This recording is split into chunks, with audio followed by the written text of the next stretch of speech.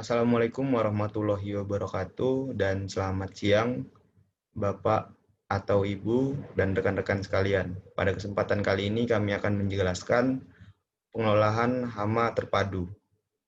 Perkenalkan, saya Iksanul Ikhwan Ritonga dan ini rekan-rekan saya Johannes K.S. Matanari dan Kiki Sulastri.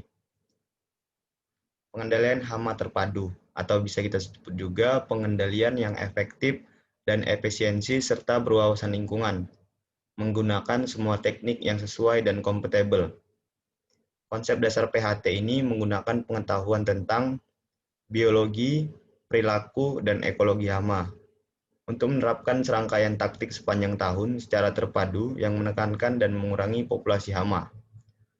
Tujuan dari PHT ini, rekan-rekan, menggunakan pendekatan ekologi ialah untuk meminimalisasi pengaruh negatif dari pemberian pestisida terhadap spesies yang bukan sasaran dan lingkungan, serta lebih mengembangkan pendekatan yang ekonomis, berkelanjutan, dan mempunyai dampak positif untuk jangka panjang.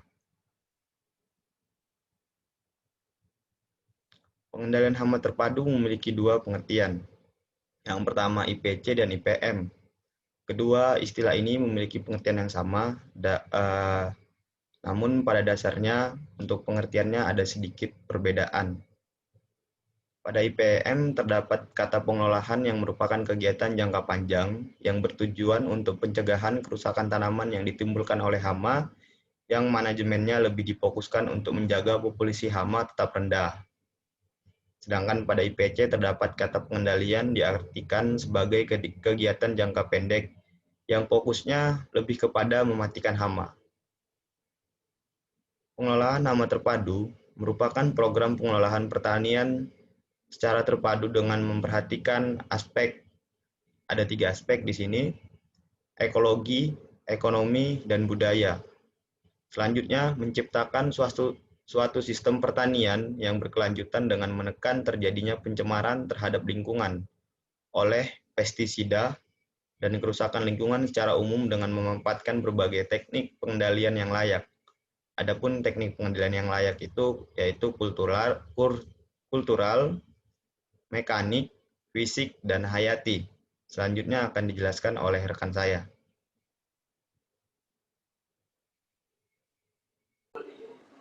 Baik, terima kasih Saudara Chan. Selanjutnya saya akan menjelaskan tentang pengendalian hama secara kultural. Jadi, untuk pengendalian secara kultural ini adalah pengendalian yang dilakukan secara teknik dengan melalui sistem atau cara dalam bercocok tanam. Beberapa tindakan dalam bercocok tanam yang dapat mengurangi atau menekan populasi dan serangan hama itu seperti mengurangi kesesuaian ekosistem hama dengan melakukan sanitasi modifikasi inang, pengelolaan air, dan pengolahan lahan. Lalu mengganggu kontinuitas penyediaan keperluan hidup hama, yaitu dilakukan dengan cara pergiliran tanaman.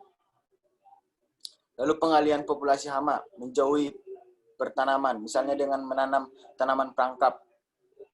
Oke, next. Selanjutnya ada pengendalian secara mekanik, adalah pengendalian yang dilakukan secara manual atau menggunakan tangan manusia sendiri, yang mana efektivitas dan efisiensinya itu lebih rendah. Jadi menggunakan tenaga yang lebih kuat atau tenaga yang lebih besar. Cara mekanik dalam pengendalian hama itu seperti pengumpulan hama dan telurnya menggunakan tangan. Lalu pemotongan pucuk pada tanaman yang terkena serangan atau penyakit. Lalu memangkas cabang. Lanjut, next. Lalu pengendalian secara fisik merupakan upaya atau usaha yang memanfaatkan atau mengubah faktor lingkungan fisik sehingga dapat menurunkan populasi hama dan penyakit.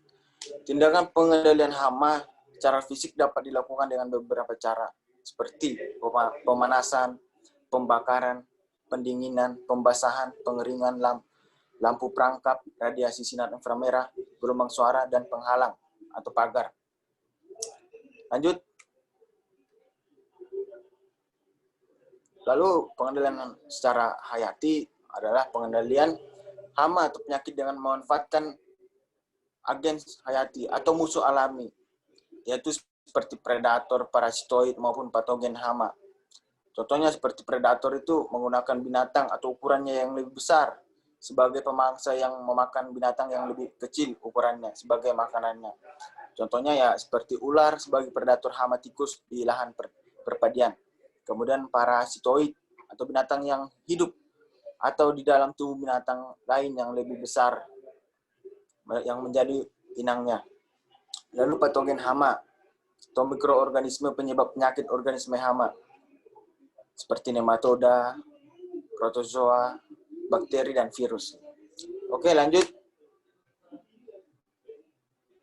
Selanjutnya adalah pengendalian secara kimiawi. Sebenarnya ini dalam presentasi kita ini adalah pengendalian yang tidak disarankan atau tidak layak karena akan mengganggu seperti aspek-aspek yang dikatakan tadi. Tentunya ini akan merusak lingkungan jika penggunaannya itu melebihi dosis, sehingga dia akan merusak lingkungan kita, baik itu mencemari udara, mencemari perairan, dan membunuh banyak hewan-hewan kecil. Dan kebanyakan penggunaan ini menggunakan pestisida sintetis kimia. Jadi penggunaan ini adalah penggunaan alternatif terakhir apabila cara-cara pengendalian yang lain itu tidak mampu. Dan pengendalian ini mampu mengatasi peningkatan populasi hama yang melampaui ambang kendali. Tujuan penggunaan pestisida itu merupakan koreksi untuk menurunkan populasi hama atau penyakit sampai pada batas keseimbangan tadi. Oke, terima kasih. Lanjutkan oleh teman saya. Selanjutnya yaitu ekologi. Jadi sistem pengolahan hama tanaman menggunakan pendekatan di sini yaitu ekologi itu merupakan ilmu yang mempelajari terkait dasar lingkungan yang merupakan kajian yang membahas mengenai hubungan anorganik dan lingkungan organik yang ada di sekitarnya. Jadi pada tahun 1866 oleh Ernest Haeckel, jadi dia itu ahli biologi dari Jerman. Dia membagi ekologi menjadi dua, yaitu autokologi dan sinekologi. Jadi autokologi itu sendiri merupakan disiplin ilmu yang mempelajari sejarah hidup serta pola adaptasi dari individu organisme atas lingkungan sekitarnya. Sedangkan sinekologi merupakan bagian dari ilmu ekologi yang mempelajari golongan atau sekumpulan organisme di mana mereka berasosiasi membentuk sebuah kesatuan padu. Selanjutnya, jadi ekologi ini telah mengalami perkembangan dari ilmu yang hanya mempelajari apa yang ada dan terjadi di alam menjadi ilmu yang mempelajari struktur dan fungsi dari ekosistem itu sendiri. Perkembangan tersebut memberikan posisi ekologi ini sebagai ilmu yang dapat menganalisis dan memberi jawaban terhadap berbagai kejadian alam. Adapun pendekatan ekologi itu tidak terlepas dari pengetahuan bioteknologi. Pengetahuan ini terkait bioteknologi hama, pada dasar ekologi pengelolaan hama terpadu merupakan suatu hak mutlak, yaitu bagaimana perilaku makan hama, cara berimigrasi, bertumbuh populasi, dan musuh alami hama. Konsep dari PHT ekologi itu sendiri berangkat dari perkembangan dan penerapan PHT dalam sistem pertanian di tempat tertentu. Salah satu faktor yang dapat mendorong timbulnya serangan populasi hama tanaman ini yaitu karena penggunaan pestisida yang berlebihan seperti tadi, sehingga berdampak terhadap resistensinya hama, serta kematian musuh alami dari hama tersebut. Hasil penelitian yang mengumpulkan bahwa penggunaan pestisida justru membuat musuh alami hama itu mati, karena musuh alami itu lebih peka terhadap pemberian pestisida daripada hama itu sendiri. Lanjut.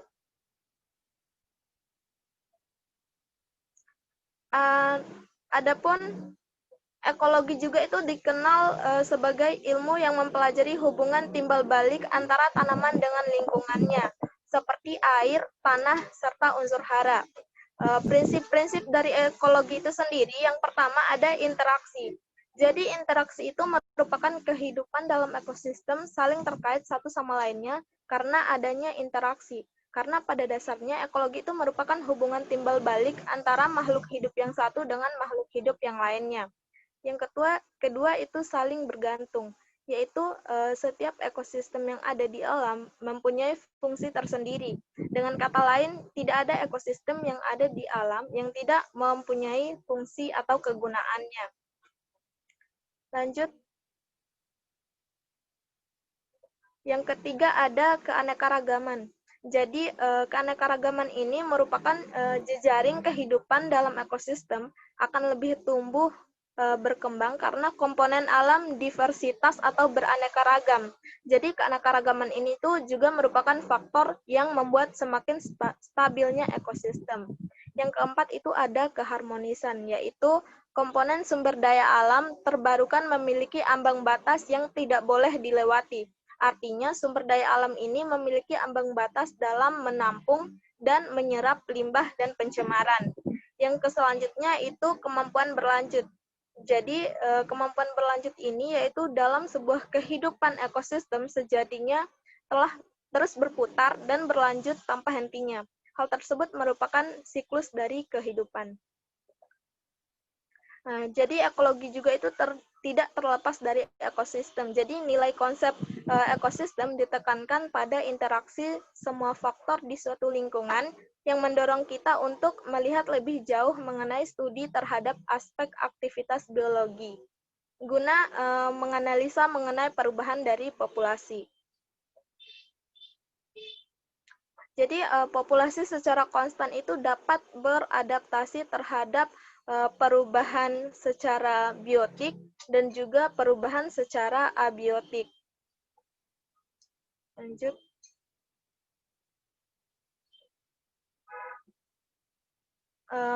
Adapun konsep ekologi tentu saja juga tidak terlepas dengan peran dari petani itu sendiri.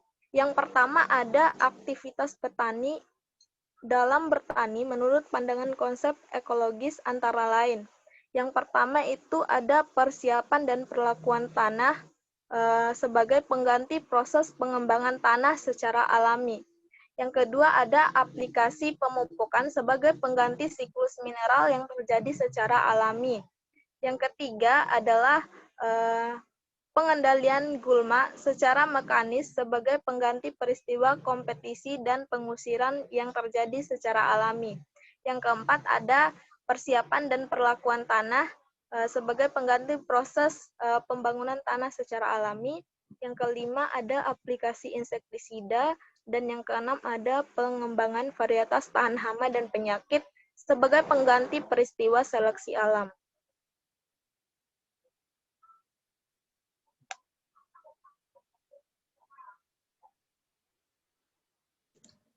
Iya, terima kasih kepada rekan-rekan. Jadi mungkin itu yang bisa kami presentasikan. Semoga ilmu yang kami jabarkan atau presentasi yang kami jabarkan bisa bermanfaat bagi kita semua. Wabillahi taufiq wal hidayah. Assalamualaikum warahmatullahi wabarakatuh.